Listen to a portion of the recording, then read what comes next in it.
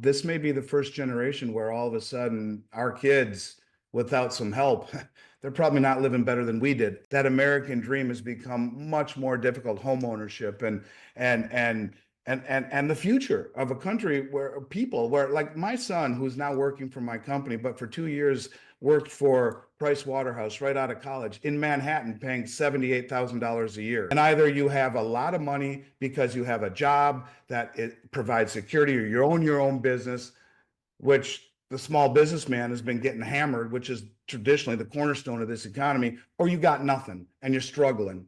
And it's getting tougher and tougher and tougher and more expensive with insurance and gas and food. And yet everyone's trying to live the American dream. It's clinging to the last vestiges of this macro trend, or this cycle that seems to be coming to an end. And I hate to be the bearer of bad news, but something's got to change. As a father of 3 kids watching the world unfold, and as we take a look at everything unfolding, we see the central banks, as you mentioned, who have been buying gold and silver at a level really the world's never seen before. Much of this accumulation has been done kind of on the sly. You look at, and I'll get to your question, but I want to lay the foundation. You look at Saudi Arabia, they got caught importing 160 metric tons of gold, didn't report it to the IMF, but the import-export numbers caught it coming out of Switzerland. China has been buying gold for as long as, as long as I've been doing this for 35 years. And all along, their numbers were stuck at, everyone said you can never believe anything they say. Then they start accumulating more over the last 18 months in a row or whatnot of positive figures in accumulation. And then they stop for a few months, and everyone's saying, look, the Chinese have stopped. They're buying it through a proxy bank, like the PBOC uses commercial banks to buy directly from the refiners in South Africa and Switzerland. If the PLC, the People's Liberation Army, buys on behalf of the country, they don't report it to the IMF. China's flying all around the world buying unrefined doré bars and concentrate in silver, paying double what the Western refiners or the Western companies will pay for it, and bringing it back and refining it themselves. And so when we talk about the amount of, and by the way, China is the second largest producer of silver in the world. And so all of these countries, and Russia included, not only do they understand the importance of commodities in this new system we're moving into, where he or she who has the commodities makes the rules, but they're also trying to accumulate more than they're letting on to in a very big way. What's the worst thing you envision happening, or what do you think will jeopardize the future for most people in the US? God forbid it's World War III. I mean, how close are we? You got NATO encroaching upon Russia and going in and saying we're going to make Ukraine a NATO member, along with Finland and Sweden, and stupid. We are allowing weapons to be sold to the Ukraine, and talking about NATO weapons to be fired into Russia. Stupid. How does it go with the Middle East? China and Russia have signed a pact recently to strengthen their military ties. Iran is part of the Shanghai Cooperation Organization and part of BRICS, and the Shanghai Cooperation Organization is not only the largest regional financial group in the world, but the largest regional military group in the world. So you have Iran part of the BRICS and the SCO.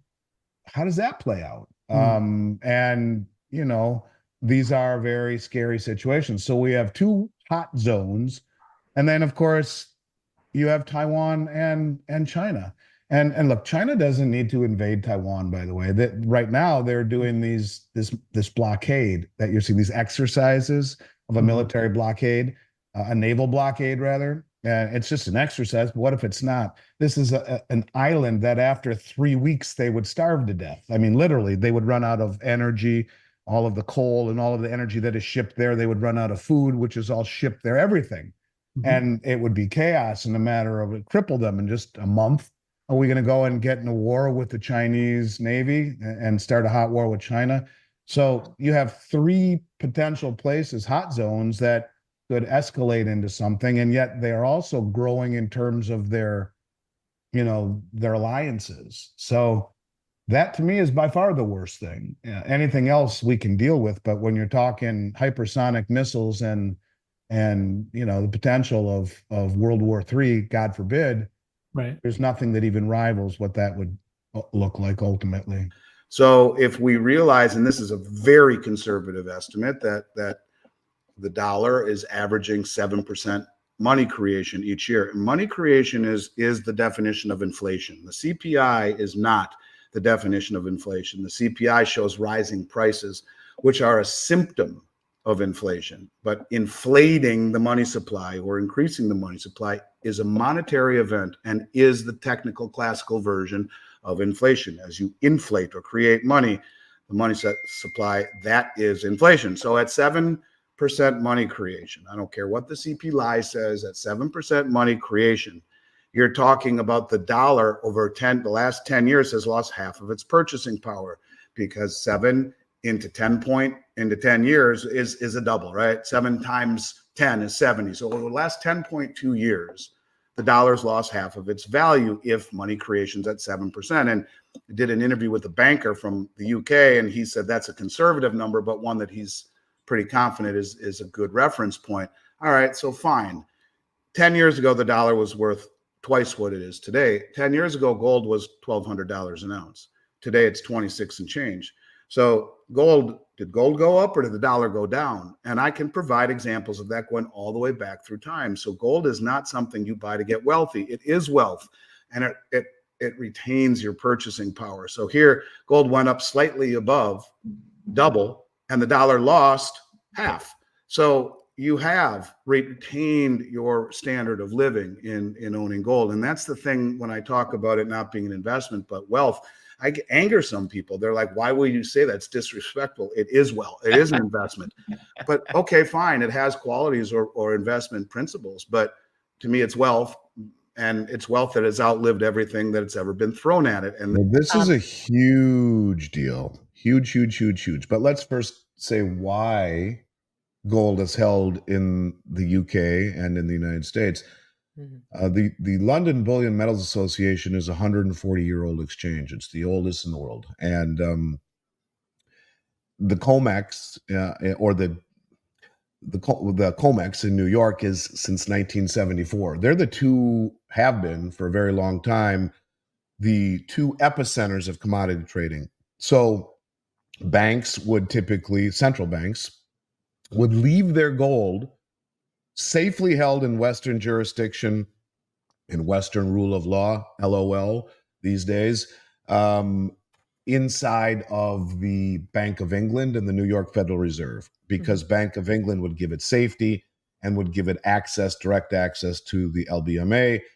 The New York Federal Reserve would hold everyone's gold because it gave them direct access to the New York branch of the COMEX. And so everyone just left it here because, again, this country was a country that, and so was England, where this was held to a higher standard. But that is beginning to change. You see, after what I just told you about Iraq, and the way Janet Yellen talks about Beijing giving any money whatsoever to Russia, what did we do? We stole, let's call it what it is. It's not sanctioning. We stole $5 billion worth of Russian treasuries. And we used it, even worse yet, to mostly in the form of weapons to enrich our military industrial complex, gave to the Ukraine, a country they're in the midst of a war against. When you are the world reserve currency, you must remain neutral. It is not up to us, especially when half the world finds us to be incredibly hypocritical, to say you can use our dollars, but no, you guys, you're bad. In fact, we're going to take your treasuries.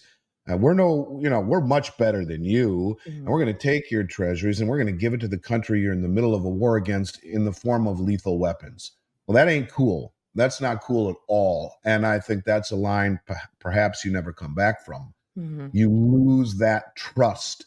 Andy, what's your thoughts on what will happen with gold if BRICS does not announce the rollout of its unit versus if they do, major gold pullback?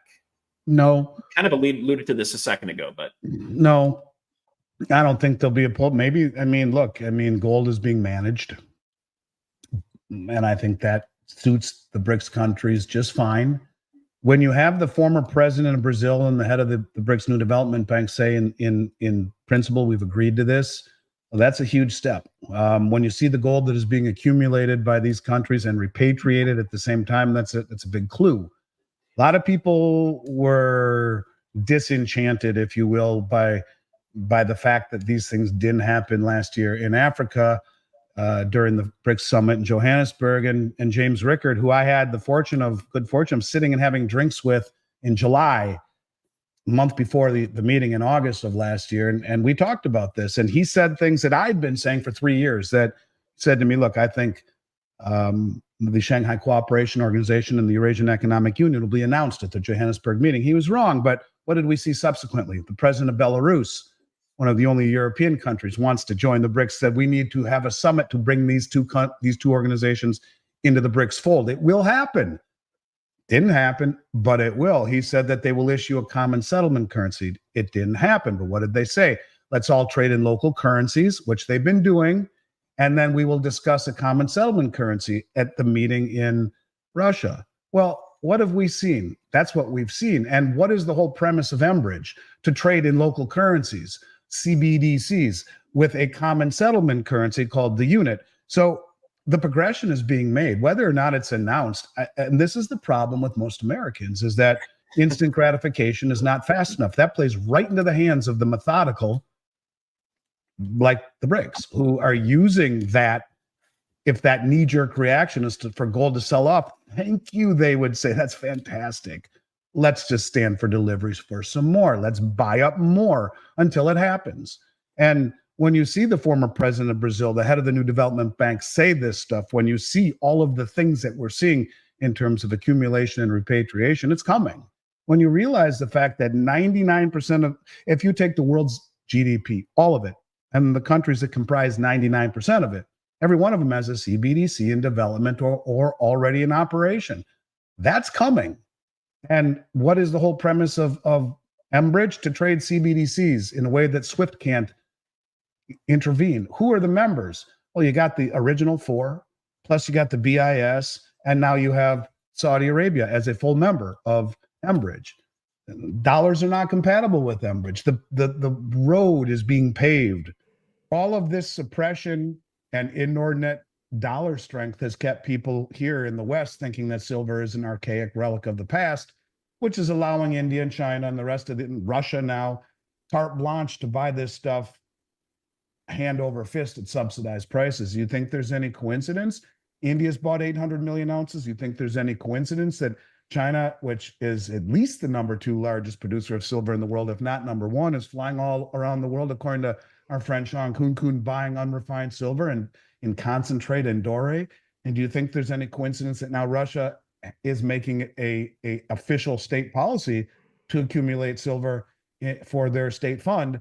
No, it's not. And they're using the suppression of the Western market. These banks are trapped to do so, and they are trapped. So ultimately, price goes much, much higher, probably not at the behest or the wishes of the West, but the market is stronger than the ability of these banks to hold it down because you can stand for delivery. And if you're trading 4 to 6 billion ounces of silver, you got these banks that are short. Well, how much of the 300 million ounces that are actually available for delivery, according to the LBMA, is really available for delivery, standing behind 4 to 6 billion ounces that could stand for delivery? So it's not a good thing. And ultimately, this kind of manipulation, just like all before it, ultimately die. So have patience and stick-to-itiveness, as my 6th grade teacher used to say. Hang on, stick to your gut, have strong fingertips, and don't let go, because when this breaks, it'll be something to behold. Yeah. And to your point, the only way that I think that they can alter things would be to beat the BRICS and the Chinese to the punch, because one of the other groups is going to issue a system pegged to gold.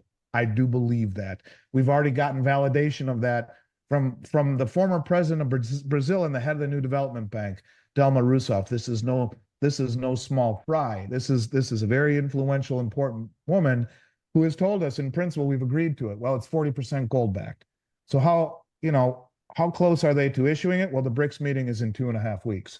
Does that mean that the West will beat them to the punch? Well, they better hurry up if so. But Yeah, I think that is where we're going, Sarah, and it will have profound impacts on everyone's standard of living if they beat us to the punch.